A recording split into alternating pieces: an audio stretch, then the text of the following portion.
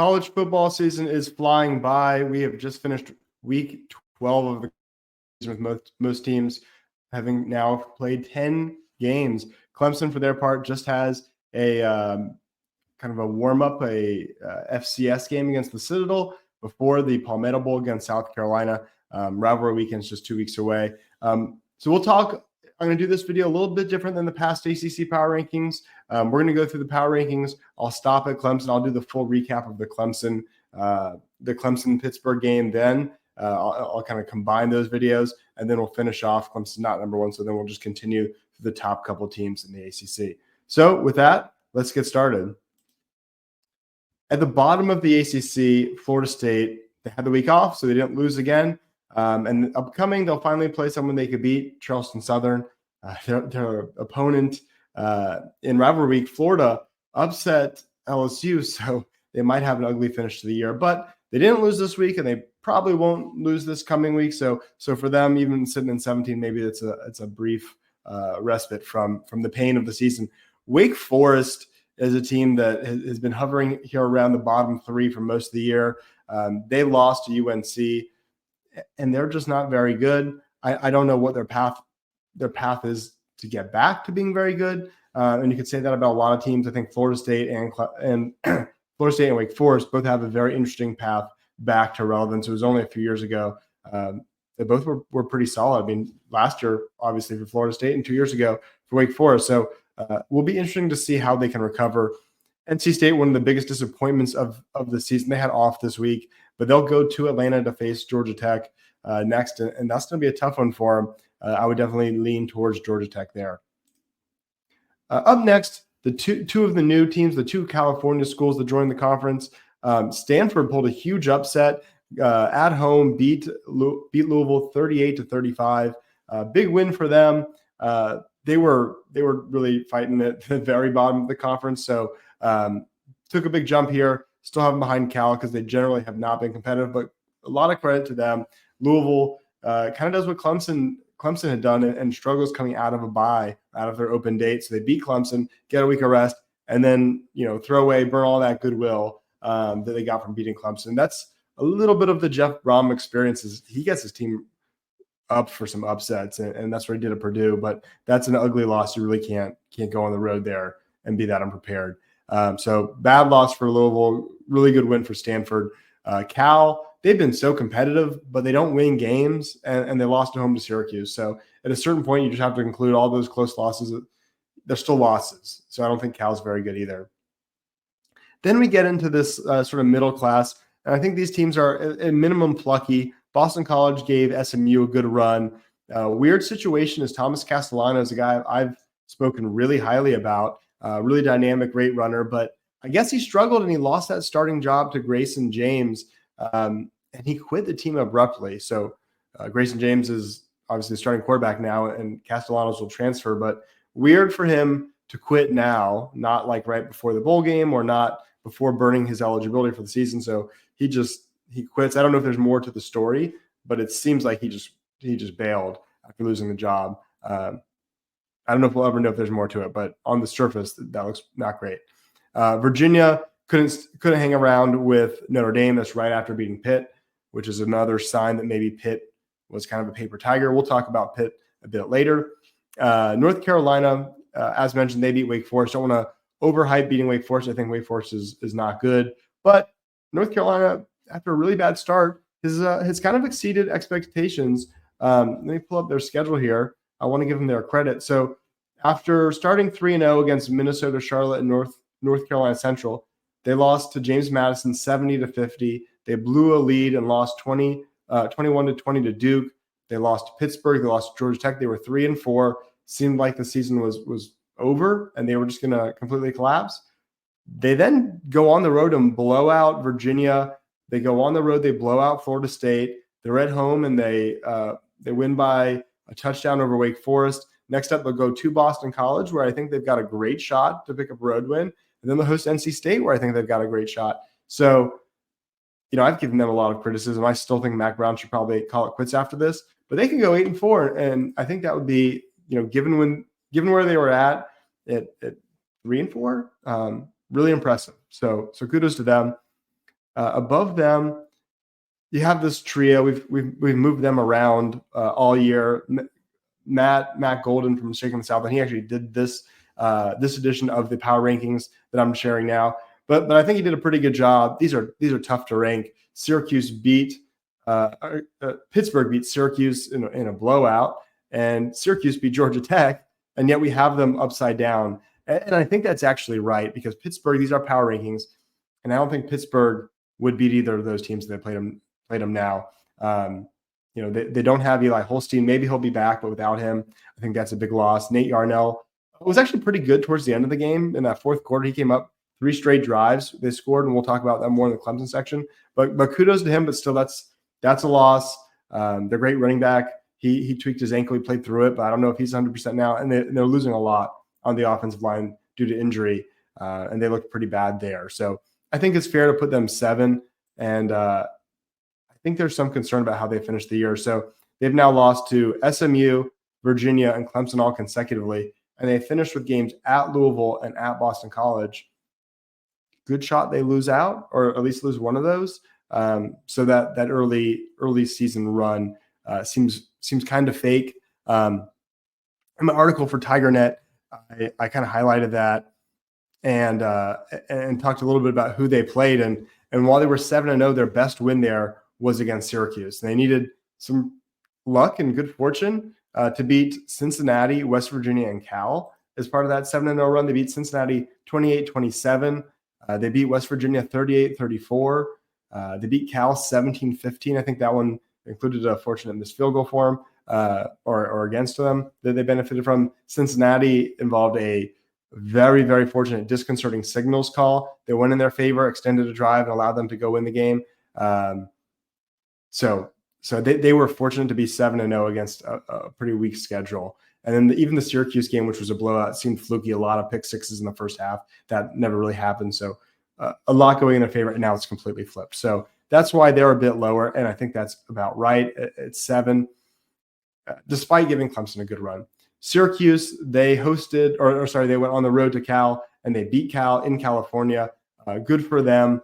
I think they're a weird team that's good sometimes. They just rely on Kyle McCord so much. That's kind of was the pitch to bring him in, is that at Ohio State when he was there, he wasn't really the focal point. It was all just, get the ball to elite wide receivers, let them do everything now and run the ball. But now we're going to pass a lot. We're going to lean on you a lot. It's going to be tough throws, downfield throws. They lean on Kyle McCord a ton. So when he's on, they're going to be pretty good. When he's not on, it's a disaster. Georgia Tech had the week off, but they remained at 5 because of that great win they had against Miami. Before we keep going, if you're enjoying this video, don't forget to like it. And of course, subscribe to this channel. I'd really appreciate it. We're over 1,000 subscribers. That was big. But if we can keep growing, I'd really appreciate that. So don't forget to like, don't forget to subscribe to this video. All right, let's look at the next two. Louisville lost to Stanford, so we could have dropped them down. Sort of debated that with Matt a little bit, but I think we both, or I don't think we do. We agree here. Clemson didn't beat Pittsburgh in a dominant fashion, nor did they beat Virginia Tech in a dominant fashion after losing at home at night to Louisville. So I think for now, they still belong below Louisville. Before we dive into Clemson, just on Louisville, you can't lose to Stanford, right? That's a bad loss. It really quells their momentum and all the goodwill they earned after beating Clemson. They are now 6-4. They play Pittsburgh and they go to Kentucky, and they've had some bad luck against Kentucky in recent years. So I think 8 wins is going to be tough for them. 7's probably more likely. They've lost to Notre Dame and SMU. Those are very reasonable losses. But then to lose in Miami in a close one. So those are 3. You lose to the 2 teams that are probably going to play for the ACC championship, and you lose to Notre Dame. So you lose to 2 playoff teams there, but then you lose 38-35 to Stanford right after beating Clemson. So that's a bad one. That's going to taint their season. But if they can beat Pitt and Kentucky, something, they've struggled with their rival. If they can beat Kentucky, finish with 8 wins, I think they'd still call that a successful season. But let's talk about Clemson now. Clemson wins 24-20 on the road at Pitt. Was a weird game. The first half, Pitt sold out to blitz and to stop the run. They weren't bringing down Klubnik a whole bunch in the first half, but they were harassing him, hitting him, getting physical with him. Even if they weren't late hits, they were hitting. There was plenty of contact, making him feel uncomfortable. But that wasn't enough because Klubnik was he was getting the job done. I mean, they were moving the ball pretty well. He had 242 passing yards and two passing touchdowns in that first half. Clemson was up 17-7. If not for a fumble they lost, maybe it's more. And this is despite Maffa essentially doing nothing. And I know Maffa has some sort of shoulder injury. I don't know the severity of it, but he's been playing through it.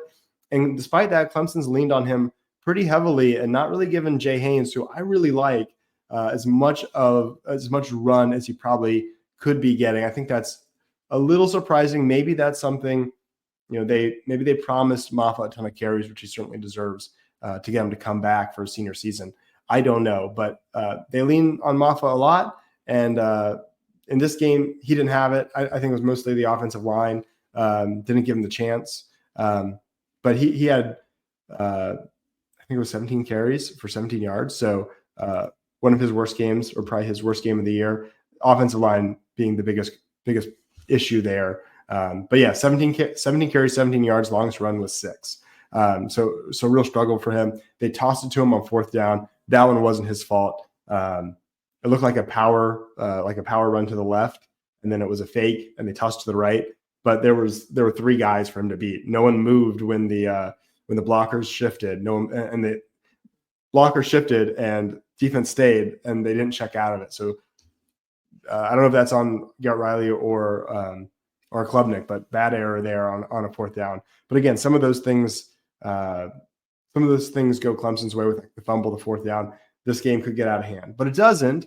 And Clemson doesn't score in the third quarter. They don't score most of the fourth quarter.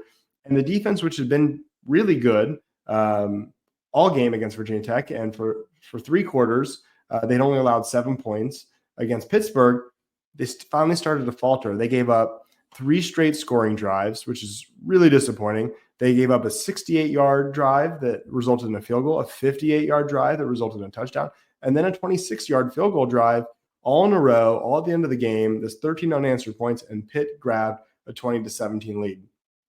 Now, a lot of that's because of injury. So Wade Woodaz did not play at all because of a hip injury. So that's a linebacker. And then Sammy Brown, who started, got ejected for targeting on a call, which I guess is textbook, I guess is correct, but he didn't hit him in the head or the helmet at all. It was almost more of like old school spearing, where he lowered his helmet, but he hit him square in the chest with the crown of his helmet. So I guess that's the correct call, but it was weird to see someone not get hit in the head or hurt in any way. And then they're still targeting. It's honestly almost more for Sammy Brown's safety than the offensive player. But he's ejected, so they have to go deeper into their depth chart, and that didn't go as well. Obviously, that also cuts into your depth and your rotation, and guys getting tired out. As fatigue set in, Clemson's defense faltered, and that speaks a little bit to the depth. And it goes back to the beginning of the season, really, where you see they choose, because of Chris Rump's decision, not Dabo's, they choose not to take a defensive end, and they move Peter Woods out to defensive end. Well, he has not been the same player at defensive end, and in this game, they moved him back to defensive tackle because Capehart was out. Capehart was another guy who was out. He had an ankle injury. So Peter Woods moves back inside, and you just see he's fine at defensive end, but he is so elite at defensive tackle. What a mistake it was to move him outside. That was something I said. That's something a lot of people said. I know Tiger Pride, one of the followers of this channel, has mentioned it many times. I couldn't agree with him more. You don't move an elite player to a new position and just hope it works out.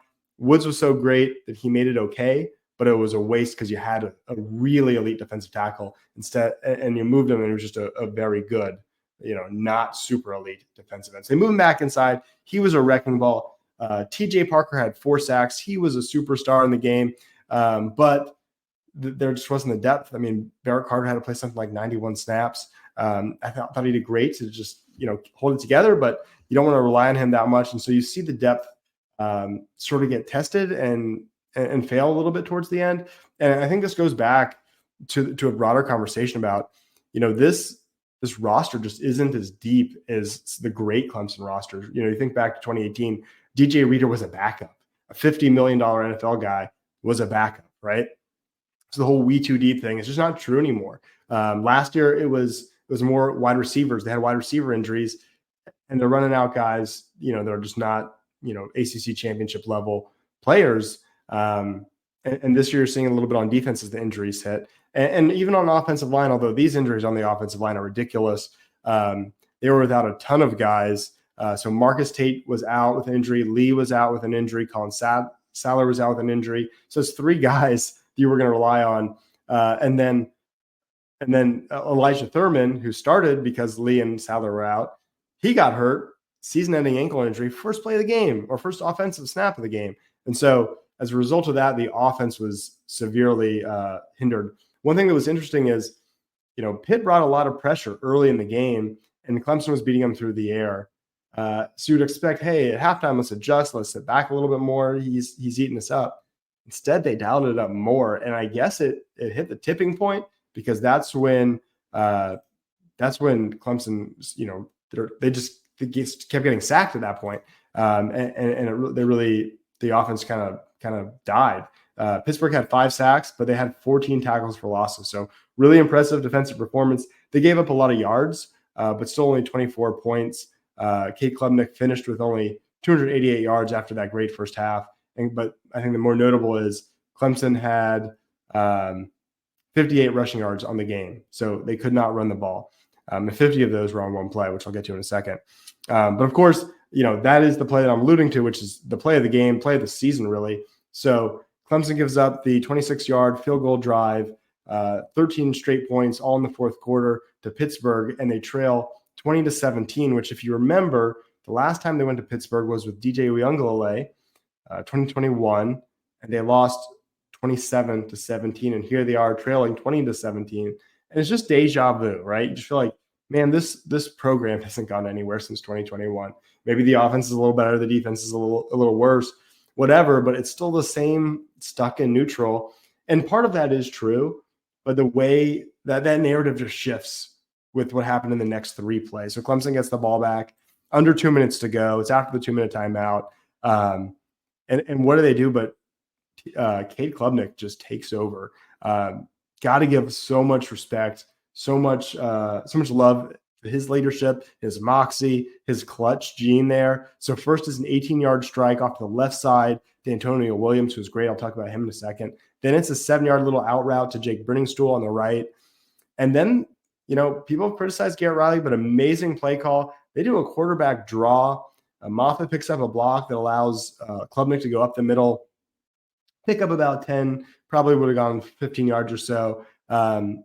Pretty easy. So great play call. And then the individual talent takes over. Klubnik cuts right, and the safety just kind of isn't as fast as Klubnik, I guess. And Klubnik kind of just gets around him. And all of a sudden, you realize the safety's behind Klubnik, and Klubnik is going to go to the races and seems like the faster guy. There's one cornerback who can get him, but TJ Moore, freshman, makes a great block. And then it's just a race, and Klubnik's faster, and he just zips the other 30 yards or whatever it is for a exactly 50-yard touchdown run to put Clemson up.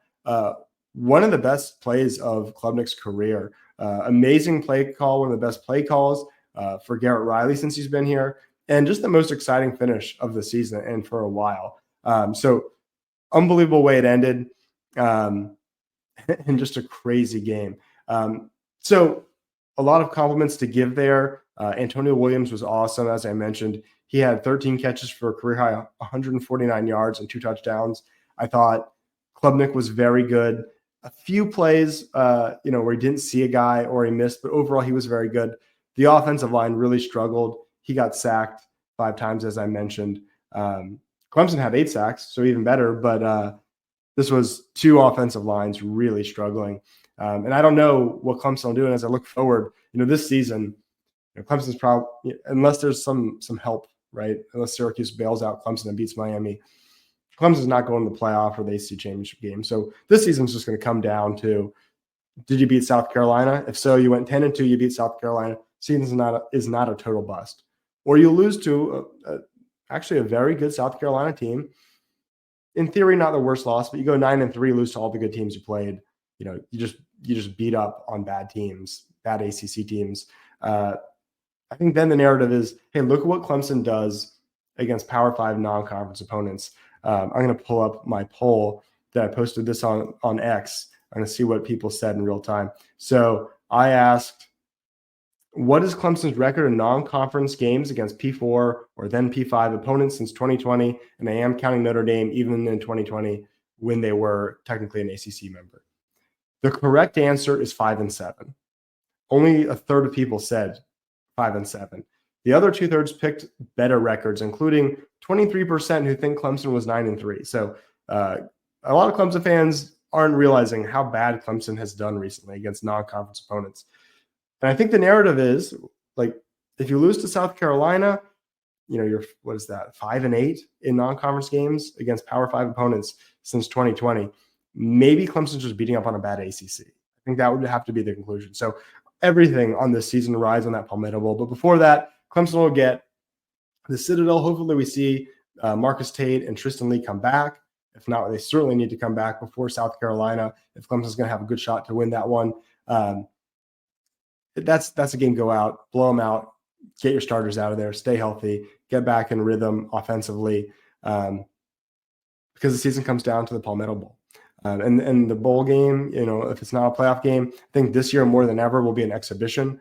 Guys like Barrett Carter should sit it out now. I was always against that, but these non-playoff bowls are going to be more pointless than ever, which I don't know. Let me know what you think of that. Maybe that's a controversial take, but I think in this expanded playoff era, they're just kind of silly money grabs, opportunity more than anything for the locations, the host city to make money on hotels, and for the teams to get some extra practice. But let's wrap up here. 1-2, SMU 1, Miami 2. SMU actually eked by Boston College, was closer than they would have wanted. Miami had the week off. Miami will get Wake Forest. Should be an easy win, and then they'll get Syracuse, which shouldn't be easy. And we'll see how they look. That's Clemson's last hope to fight their way back into the ACC championship. Would be a crazy last week if somehow Miami could lose and Clemson beat South Carolina. Would totally flip the season on its head for the Tigers. SMU's path a little bit easier. They have Virginia, so that should not be too tough for them. They wrap up with Cal at home, so they should be able to wrap up an undefeated season in their first year in the ACC, which is probably a pretty damning indictment of the ACC. But nevertheless, kudos to them. They certainly deserve it. Hey, I appreciate you watching. As always, definitely leave some comments. Love reading through those. I'll join in and chat with you there. If you enjoyed this video, please help this channel by liking the video, subscribing, and leaving a comment. Also, if you're a pet owner and you live in the upstate, check out our sponsor, Ready Vets. They offer immediate walk-in care when your pet can't wait. They're open 7 days a week till 10 p.m. They're owned by 2 Clemson grads. They're located in Taylor's, just 10 miles from the Woodruff Road shopping district.